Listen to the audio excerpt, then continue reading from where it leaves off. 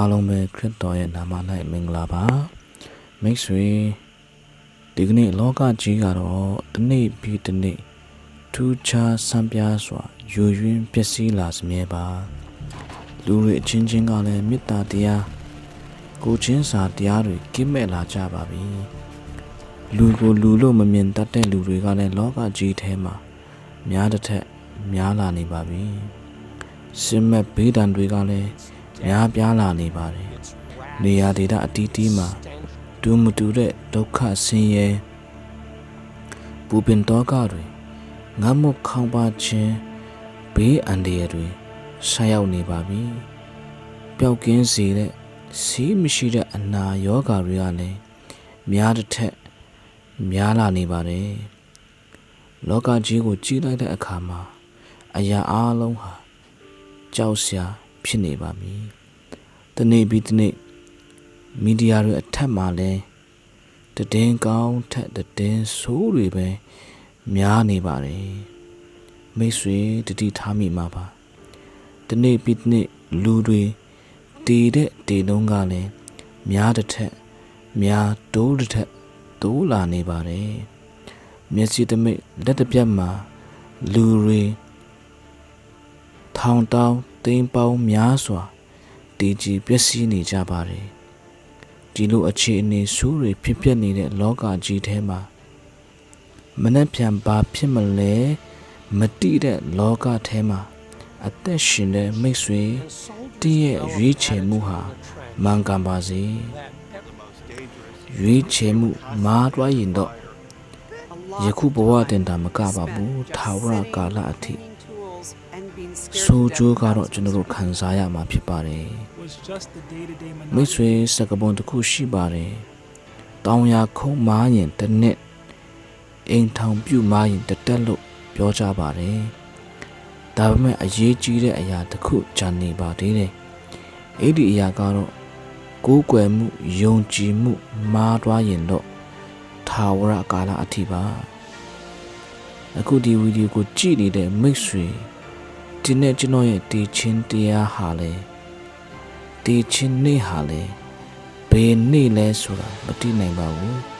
လောကအထဲမှာရှိတဲ့လူတွေအားလုံးကတော့တည်ရမယ့်လူတွေကြီးပါပဲကျွန်တော်မတည်ခြင်းသေးပါဘူးကျွန်တော်အသက်အများကြီးရှင်ခြင်းပါသေးတယ်ကျွန်တော်ဟာအသက်100ပြည့်တဲ့အထိနေပါမယ်ကျွန်တော်ဟာအသက်150ပြည့်တဲ့အထိနေပါမယ်လို့လူတွေကစိတ်ကူးပေမဲ့ကျွန်တော်တို့ရဲ့အတက်ကိုကျွန်တော်မပိုင်ပါဘူးကျွန်တော်တို့နေချင်တဲ့လောက်လဲဒီနေ့လောကကြီးထဲမှာကျွန်တော်နေလို့မရပါဘူးကျွန်တော်တို့ရဲ့အတက်ကိုကျွန်တော်တို့ကိုယ်တိုင်ဆုံးဖြတ်လို့မရပါဘူးလူတိုင်းဟာမတည်ချင်လဲဒီနေ့တည်ကြရမယ့်လူတွေကြီးပါပဲအသက်ကြီးတွေဖြစ်စေအသက်ငယ်တွေဖြစ်စေအရွယ်ကောင်းတွေဖြစ်စေလူတိုင်းဟာဒီနေ့တည်ကြရမယ့်လူတွေပဲဖြစ်ပါတယ်လူတိုင်းဟာတည်တင်တဲ့လူတွေဖြစ်တယ်ဘာကြောင့်တည်တင်တာလဲဆိုရင်လူဟာတည်ပြစ်တင်သောကြောင့်ဖြစ်တယ်တည်တင်တဲ့အပြစ်လူထဲမှာရှိသောကြောင့်ဖြစ်တယ်လူတိုင်းဟာကျွန်တော်ဟာအပြစ်မရှိပါဘူးအပြစ်မလုပ်တတ်ပါဘူးလို့ပြောပေမဲ့လူတွေအားလုံးဟာဗီဇအပြစ်ရှိနေတာဖြစ်ပါတယ်ဒါကြောင့်ဓမ္မကျမ်းစာကဒီလိုပြောပါတယ်51ကြိမ်မှတော့ဆာလာအပိုင်ငယ်9ထဲမှာကျွန်ုပ်ဒီမွေးစားကပြင်အပြစ်ပါလဲရှိပါ၏အမိဝမ်းထဲမှာဗတိတ်တည်းယူစင်ပြီးအပြစ်ဆွဲပါ၏လို့ဓမ္မကျမ်းစာကပြောပါတယ်အဲ့ဒီဗီဇအပြစ်ကြောင့်လူဟာအချိန်မရွေးနေရာမရွေးအကြောင်းတစ်ခုမဟုတ်တစ်ခုနဲ့တော့လောကကြီးကနေဒီချင်းတရားကိုရင်ဆိုင်ပြီးမှထွက်သွားကြမဲ့လူတွေကြီးပါပဲဓမ္မကျမ်းစာကပွပွလင်းလင်းကျွန်တော်ကိုပြောထားပါတယ်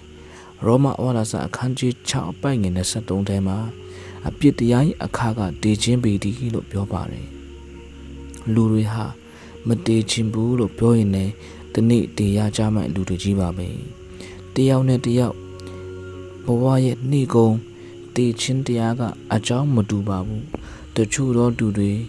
မကြမ်းမလို့တည်ကြတယ်တချို့သောသူတွေကြမ်းမာပေမဲ့တည်သွားကြတယ် တချို့သောသူတွေ accident ဖြစ်ပြီးတည်သွားကြတယ်တချို့သောသူတွေအနာရောဂါအမျိုးမျိုးခံစားပြီးမှတည်သွားကြတယ်တည်တဲ့ခေါင်းစဉ်ချင်းတာမတူပါဘူးလူတိုင်းဟာဒီနေ့တည်ရကြမဲ့လူတွေအားလုံးဖြစ်ပါတယ်ဒါပေမဲ့ဒေတာကကိစ္စမရှိပါဘူးမိတ်ဆွေတနေ့မဟုတ်တနေ့တော့လူတိုင်းဟာတည်ကြရမဲ့သူတွေပဲဖြစ်ပါတယ်ဒါပေမဲ့တည်ပြီးတဲ့နောက်မှာလူဘဝဟာမပြီးသေးပါဘူးတည်ပြီးရင်လည်းကြုံတွေ့ရမယ့်အရာခံစားရမယ့်အရာတွေရှိပါသေးတယ်ကျွန်တော်တို့တမလွန်ဘဝမှာကျွန်တော်တို့ခံစားရမယ့်အရာကျွန်တော်ကြုံတွေ့ရမယ့်အရာတွေရှိပါသေးတယ်အဲ့ဒါကဘာလဲဆိုရင်ထာဝရတည်ခြင်းအပယ်ငရဲနဲ့ထာဝရပျော်ရွှင်ထာဝရဝမ်းမြောက်ခြင်းအိုခြင်းနာခြင်းတည်ခြင်းမရှိတဲ့ထာဝရဒုက္ခချမ်းသာအသက်ရှင်တဲ့ဖခင်ရှိတဲ့နေရာဒုက္ခချမ်းသာကောင်းကင်ဘုံပင်ဖြစ်ပါတယ်လူတိုင်းကတော့ထာဝရပျော်ရွှင်ခြင်းထာဝရဝမ်းမြောက်ခြင်းအိုခြင်းနာခြင်းတည်ခြင်းမရှိတဲ့ထာဝရဒုက္ခချမ်းသာဘုံအသက်ရှင်တဲ့ဖခင်ရှိတဲ့နေရာကိုရောက်ခြင်းကြတဲ့သူတွေကြီးပါပဲဒါပေမဲ့လူတိုင်းကတော့အဲ့ဒီဒုက္ခချမ်းသာကိုမရောက်နိုင်ပါဘူးမခံစားနိုင်ပါဘူးလူတိုင်းဟာခံစားထိုက်တဲ့အရာခံစားတင်တဲ့အရာဟာအပယ်ငရဲဖြစ်ပါတယ်ဒါပေမဲ့လူတွေဟာအပယ်ငရဲကိုမခံကျင်ကြဘူးထာဝရဒုက္ခချမ်းသာပုံကိုလိုချင်ကြတယ်ဒါကြောင့်နေ့စဉ်နေ့တိုင်းအသက်ရှင်မှုထဲမှာစကားတစ်ခုထပ်ပေါ်လာပါတယ်အဲ့ဒီအရာကတော့လူဟာကောင်းတာလုပ်ရင်ကောင်းတဲ့နေရာကိုရောက်မယ်လို့ပြောပါတယ်ဒါကြောင့်လူတွေအားလုံးဟာအခုလိုကောင်းမှုတွေလုပ်ကြပါတယ်ဒါပေမဲ့လူတွေဟာမကောင်းနိုင်ပါဘူးကျွန်တော်တို့တနာရီတစ်စက္ကန့်တစ်မိနစ်ကျွန်တော်တို့စဉ်းစားကြည့်ပါကျွန်တော်တစ်မိနစ်ကောင်းနိုင်ပေမဲ့ကျွန်တော်တနာရီမကောင်းနိုင်ပါဘူးဒါကြောင့်လူတွေအားလုံးဟာနေ့စဉ်နေ့တိုင်းမှာကောင်းတာလုပ်ပေမဲ့မကောင်းတဲ့အာကုတို့ကပဲပို့ပြီးမှများနေပါတယ်ဒါကြောင့်နောက်ထပ်စကားတစ်ခုထွက်ပေါ်လာပါတယ်ကုတို့တပည့်ငရဲတပိတ်တာလို့ပြောပါတယ်ဒါတင်မကအသက်ရှင်တော်ထာဝရဘုရားဓမ္မကျမ်းစာထဲမှာလည်းဒီလိုပြောထားပါတယ်ဟေရှာယအနာဂတိကျမ်းအခန်းကြီး64အပိုက်ငယ်6ထဲမှာကျွန်တော်တို့ရှိသမျှသည်စင်ကြယ်ခြင်းမရှိပါပြုဖူးသမျှသောကုသိုလ်ကောင်းမှုတို့သည်ညစ်သောအဝတ်နှင့်ဒူကြပါ၏လို့ပြောပါတယ်ဒါကြောင့်လူဟာဘလောက်ပဲကြိုးစားပါစေကောင်းမှုကုသိုလ်တွေဘလောက်ပဲလုပ်ပါစေလူရဲ့ကြိုးစားခြင်းလူရဲ့အစွမ်းအစအားဖြင့်အဲ့ဒီအပယ်ငရဲကိုခံထိုက်တဲ့အပြစ်ကိုမဖုံးလွှမ်းနိုင်ပါဘူးဒါကြောင့်လူတွေအားလုံးကဘလောက်ပဲကြိုးစားပါစေကိုယ့်ရဲ့ခွန်အားအစွမ်းအစနဲ့ကောင်းမှုကုသိုလ်တွေဘလောက်ပဲလုပ်ပါစေကုသိုလ်တပဲငရဲတပိတ်တာပြုဖူးသမျှသောကုသိုလ်ကောင်းမှုတို့ဟာလည်းညစ်သောအဝတ်နဲ့တူကြတယ်လို့ပြောတဲ့အတိုင်းပဲလူတွေအားလုံးဟာဘလောက်ပဲကောင်းတဲ့အရာတွေလုပ်နေပါစေလူအစွမ်းအစားနဲ့ပဲကြိုးစားနေမယ်ဆိုရင်တော့ကောင်းတဲ့နေရာကိုဘလို့မှမရောက်နိုင်ပါဘူးဒုက္ခချမ်းသာအိုခြင်းနာခြင်းတည်ခြင်းမရှိတဲ့ကောင်းကင်နိုင်ငံကိုဘလို့မှမရောက်နိုင်ပါဘူးဒါကြောင့်ကျွန်တော်တို့အစွမ်းအစားနဲ့ဘလို့မှကောင်းရာဒုက္ခချမ်းသာကောင်းကင်နိုင်ငံကိုဘလို့မှမရောက်နိုင်ပါဘူးဒါကြောင့်လူအစွမ်းအစားနဲ့မရတဲ့အတွက်ဖျားကယ်မှရမှာဖြစ်ပါတယ်အဲ့ဒီဒုက္ခချမ်းသာကိုဘလို့ရောက်မလဲဆိုတော့ကျွန်တော်တို့ထဲမှာအနာတိရင်ဆေးရှိပါတယ်အမားရှိရင်အမှန်ရှိပါတယ်အဖြူရှိရင်အမဲရှိပါတယ်ဒါကြောင့်လူအစွမ်းအစားနဲ့မရရင်ရတဲ့အရာရှိပါတယ်အဲ့ဒါကဘုရားသခင်ကျွန်တော်ကိုကယ်မှကျွန်တော်အဲ့ဒီထာဝရအပယ်ငရဲထဲကနေလွတ်နိုင်မှာဖြစ်ပါတယ်ထာဝရအသက်ရှင်တဲ့ဘုရားကယ်တင်ရှင်ယေရှုခရစ်တော်ဘုရားကိုမိမိရဲ့ကယ်တင်ပိုင်ရှင်အသက်သခင်အဖြစ်စင်လုံးအကျွမ်းမဲ့ယုံကြည်လက်ခံခြင်းအပြင်တာတင်ထာဝရဒုက္ခချမ်းသာကိုခံစားဝင်စားနိုင်မှာဖြစ်ပါတယ်ဒါကြောင့်ဓမ္မကျမ်းစာကဒီလိုပြောပါတယ်ရှင်ယောဟန်ခရစ်ဝင်အခန်းကြီး3အပိုက်ငယ်16ထဲမှာဘုရားသခင်တားတော်ကိုယုံကြည်တော်သူအပေါင်းတို့သည်ပျက်စီးခြင်းတို့မရောက်ထာဝရအသက်ကိုရစေခြင်းကဘုရားသခင်သည်မိမိ၌တပါးတည်တော်တားတော်ကိုစွန့်တော်မူသည့်တိုင်အောင် လောကီသားတော်ကိုချစ်တော်မူ၏လို့ပြောပါတယ်။ဒါကြောင့်ဘုရားသခင်ရဲ့သားတော်ဆိုတာဟာယေရှုခရစ်တော်ဘုရားကိုပြောတာဖြစ်ပါတယ်။ဒါကြောင့်ယေရှုခရစ်တော်ဘုရားကိုယုံကြည်တော်သူအပေါင်းတို့ဟာပျက်စီးခြင်းလို့ပြောတဲ့ထာဝရအပေငရဲတဲ့ကိုမရောက်ပဲထာဝရအသက်ကိုရစေခြင်းကဘုရားသခင်ဟာမိမိနဲ့တပါးဒီရှိတော်သားတော်ယေရှုခရစ်တော်ကိုစွန့်တော်မူသည့်တိုင်အောင်လောကီသားတော်ကိုချစ်တော်မူ၏လို့ပြောပါတယ်။ဆက်ပြီးမှအပိုက်ငယ်19ထဲမှာလောကီသားတော်အားအပြစ်စင်ခြင်းကဘုရားသခင်ဒီသားတော်ကိုဤလောကသို့ဇေလွတ်တော်မူသည်မဟုတ်လောကီသားတို့ဒီကိုယ်တော်အားဖြင့်ကယ်တင်ခြင်းတို့ရောက်မြအကြောင်းဇေလွတ်တော်မူ၏လို့ပြောပါတယ်။လောကီသားအားလုံးဟာယေရှုခရစ်တော်အားဖြင့်ပဲထာဝရအပင်ငရဲထဲကနေ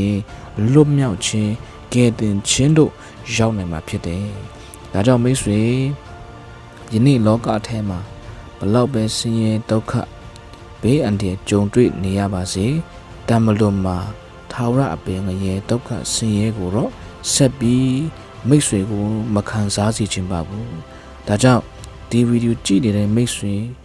တင်တီးပြီးတမလွန်ဘဝမှာဒုက္ခဆင်းရဲခြင်းမရှိတဲ့ထာဝရပျော်ရွှင်ခြင်းဒုက္ခချမ်းသာကိုခံစားဖို့အသက်သခင်ကယ်တင်ရှင်ယေရှုခရစ်တော်ထာဝရဘုရားကိုမိမိရဲ့ကယ်တင်ပါရှင်အဖြစ်စိတ်လုံးအကျွေးမဲ့ယုံကြည်လက်ခံဖို့တိုက်တွန်းလိုက်ပါတယ်။တမန်ကျမ်းစာကဒီလိုပြောပါတယ်။ရောမဩဝါဒစာအခန်းကြီး6အပိုက်ငယ်23ခအခွင့်အပိုင်းမှာဘုရားသခင်ပေးတော်မူသောဆုကျေးဇူးတော်ကငါတို့သခင်ယေရှုခရစ်အားဖြင့်ထာဝရအသက်ပေးသည်လို့ပြောပါတယ်။ဒါကြောင့်ချစ်တော်မိတ်ဆွေဒီကနေ့ကျွန်တော်တို့အသက်တာထဲမှာကျွန်တော်တို့အပင်ငရဲကနေလွတ်နိုင်ဖို့အတွက်နီလာတခြားမရှိပါဘူးယေရှုခရစ်တော်အားဖြင့်ပဲအပင်ငရဲကနေလွတ်နိုင်မှာဖြစ်တယ်ထာဝရအပင်ငရဲဟာဘု து အတွက်လဲဆိုရင်ယေရှုခရစ်တော်ဘုရားကိုမိမိအသက်သခင်ကယ်တင်ပိုင်ရှင်အဖြစ်မယုံကြည်လက်မခံသောလူတွေအားလုံးအတွက်ဖြစ်ပြီးတော့ထာဝရပျော်ရွှင်ခြင်းထာဝရဝမ်းမြောက်ခြင်းအိုခြင်းနာခြင်းတည်ခြင်းမရှိတဲ့ထာဝရဒုက္ခချမ်းသာဟာအသက်ရှင်တဲ့ထာဝရဘုရားဖြစ်တဲ့ယေရှုခရစ်တော်ဘုရားကိုယုံကြည်လက်ခံတဲ့သူမိမိရဲ့ကယ်တင်ပိုင်ရှင်အသက်သခင်အဖြစ်စင်လုံးအကျွမ်းမဲ့ယုံကြည်လက်ခံတော်သူတွေအားလုံးအတွက်ဖြစ်ပါတယ်။ယေရှုခရစ်တော်ကကျွန်တော်တို့အတွက်ဘာတွေလုပ်ပေးခဲ့တယ်လဲဒါဆိုရင်ကျွန်တော်စဉ်းစားဖို့ဖြစ်တယ်။ယေရှုခရစ်တော်ဘုရားကကျွန်တော်တို့ခံရမယ့်ကံကြွေဝတ်ကြွေအကုသိုလ်တွေအားလုံးကိုယေရှုခရစ်တော်ဘုရားဟာသူကိုယ်တိုင်ကျွန်တော်တို့ရဲ့ကိုယ်စားလဝကတိုင်ပေါ်မှာဒုက္ခဆင်းရဲအမျိုးမျိုးခံပြီးမှကျွန်တော်တို့ရဲ့အပြစ်အတွက်သူရဲ့အသွေးကိုတွန်းပေးခဲ့တာဖြစ်တယ်။သူရဲ့အသွေးအားဖြင့်ကျွန်တော်တို့ရဲ့အပြစ်အားလုံးကိုဆေးကြောပေးခဲ့တာဖြစ်တယ်။ဒါဒီမကယေရှုခရစ်တော်ဘုရားဟာလဝကတိုင်ပေါ်မှာအတေးခံနဲ့အသွေးတွန်းတယ်တကြိုခံနဲ့3ရက်မြောက်သောနေ့မှာဒီချင်းမစ်ဆူမန်ကိုအောင်မြင်ပြီးမှရှင်ပြန်ထမြောက်ခဲ့ကယနေ့အချိန်ထိအသက်ရှင်တော်ဘုရားဖြစ်တယ်။အသက်ရှင်တော်ဘုရားမှသာလျှင်ကျွန်တော်တို့ကိုအဲ့ဒီအပင်ငရဲထဲကနေကယ်တင်နိုင်မှာဖြစ်တယ်။ဒါကြောင့်ချစ်တော်မိတ်ဆွေဒီကနေ့ကျွန်တော်တို့ရဲ့ယုံကြည်မှုမမားပါစေနဲ့ကျွန်တော်တို့ရဲ့ကိုးကွယ်မှုမမားပါစေနဲ့ဘုရားမဟုတ်တော့အရာကိုကိုးကွယ်နေမယ်ဆိုရင်အဲ့ဒီဘုရားမဟုတ်တဲ့သူကကျွန်တော်တို့ကိုကယ်တင်နိုင်မှာမဟုတ်ပါဘူးတကယ်ဘုရားဟာအသက်ရှင်တော်ဘုရားဖြစ်တယ်ယေရှုခရစ်တော်ဘုရားဟာအသက်ရှင်တော်ဘုရားဖြစ်တယ်ဒါကြောင့်ယေရှုခရစ်တော်ဘုရားကကျွန်တော်ကိုဗာပြောခဲ့တယ်လဲဆိုရင်ရောမဩဝါဒစာအခန်းကြီး6အပိုက်ငယ်25ထဲမှာယေရှုကငါဒီထမြောက်ခြင်းအကြောင်းအသက်ရှင်ခြင်းအကြောင်းဖြစ်၏ငါကိုယုံကြည်တော်သူသည်ဒီလွန်တော်လဲရှင်လိမ့်မည်လို့ပြောထားပါတယ်။ဒါကြောင့်ချစ်တော်မိတ်ဆွေဒီကနေ့မေတ္တာအားဖြင့်ဝေငှလိုပါတယ်။ဒီကနေ့ကျွန်တော်တို့အတွက်အရေးကြီးတာဟာယေရှုခရစ်တော်ဘုရားဖြစ်တယ်။လောကထဲမှာဘလောက်ပဲဆင်းရဲဒုက္ခတွေကျွန်တော်ခံနေရပါစေ။တမလို့မှာကျွန်တော်တို့ပျော်ရွှင်ဖို့ဝမ်းမြောက်ဖို့အတွက်တော့ကျွန်တော်တို့ရဲ့ခွန်အားအစွမ်းအစနဲ့မရပါဘူး။ယေရှုခရစ်တော်အားဖြင့်ပဲရနိုင်တာဖြစ်တယ်။ ယေရှုခရစ်တော်ကိုမိမိကယ်တင်ပါရှင်အဖြစ်ယုံကြည်လက်ခံတော်သူအရောက်ချင်းစီတိုင်းဟာထာဝရအပင်ကရေထဲကနေလွတ်မြောက်ပြီးမှကယ်တင်ခြင်းကိုခံစားရပြီးမှထာဝရဒုက္ခချမ်းသာအိုခြင်းနာခြင်းတေခြင်းဆင်းရဲဒုက္ခမရှိတဲ့ထာဝရဘုရားရှိတဲ့နေရာပျော်ရွှင်ခြင်းဝမ်းမြောက်ခြင်းငြိမ်သက်ခြင်းများနဲ့ပြည့်စုံတဲ့ဒုက္ခချမ်းသာကိုခံစားရမှာဖြစ်တယ်။ဒါကြောင့်ချစ်တော်မိတ်ဆွေများဒီနေ့ဒီဗီဒီယိုကိုကြည့်တဲ့မိတ်ဆွေများအားလုံးကိုတိုက်တွန်းခြင်းပါတယ်။ယေရှုခရစ်တော်ဘုရားဟာတင်းကိုကယ်တင်နိုင်တော်ဘုရားဖြစ်တယ်။ယေရှုခရစ်တော်ဘုရားဟာအသက်ရှင်တော်ဘုရားဖြစ်တယ်။ခေါ်ရင်ထူတော်ဘုရားဖြစ်တယ်။တင့်ရဲ့စကားတန်ကိုအမြဲတမ်းနားစွတော်ဘုရားဖြစ်တယ်။တင်ရှိတဲ့နေရာရောက်တဲ့အရက်ကလေယေရှုခရစ်တော်ဘုရားကိုခေါ်ကြည့်ပါခေါ်ရင်ထူတော်ဘုရားဖြစ်တယ်။တတ်တည်ပေးတော်ဘုရားဖြစ်တယ်။ဒါကြောင့်ဒီကနေ့ကျွန်တော်တို့ကိုအသက်ပေးပြီးချစ်တဲ့ကယ်တင်ပါရှင်ယေရှုခရစ်တော်ဘုရားကိုစိတ်နှလုံးအကျွမ်းမဲ့နဲ့ယုံကြည်လက်ခံနိုင်ဖို့တိုက်တွန်းလိုက်ပါတယ်။ယုံကြည်လက်ခံမယ်ဆိုရင်ဆက်လက်ပြီးမှဒီကနေ့ဒီဆုတောင်းချက်လေးကိုအတူတကွဝန်ခံဆုတောင်းရအောင်။ယေရှုဖျားကျွန်တော်ကျမဒီအပြစ်ကြီးတော်သူဖြစ်ပါတယ်။အပြစ်ရဲ့အခတေးချေအပင်ငရဲနဲ့ထိုက်တန်တော်သူဖြစ်ပါတယ်။သို့တော်ယေရှုဖျားကိုတော်ဒီကျွန်တော်ကျမကိုချစ်တော်ကြောင့်ကျွန်တော်ကျမရဲ့ကိုယ်စားအပြစ်ရဲ့အခတေးခြင်းကိုကိုယ်စားခံယူပြီးအသေးခံအတွေ့သွင်းပြီးကျွန်တော်ကျမရဲ့အပြစ်အကျွေးတွေကိုဆက်ပြီးခဲ့သောကြောင့်ကျေးဇူးတင်ပါ၏ကျွန်တော်၏ကယ်တင်ပိုင်ရှင်အရှင်သခင်အဖြစ်ယုံကြည်လက်ခံပါ၏အကြောင်းရဲ့ဘဝတစ်ခုလုံးကိုအပိုင်ယူတော်မူပါအုပ်စိုးတော်မူပါအလိုတော်အတိုင်းဆက်လက်ဦးဆောင်တော်မူပါကယ်တင်ပိုင်ရှင်ယေရှုခရစ်တော်ဘုရား၏နာမ၌ဆုတောင်းဆက်ကအနံပါ၏အာမင်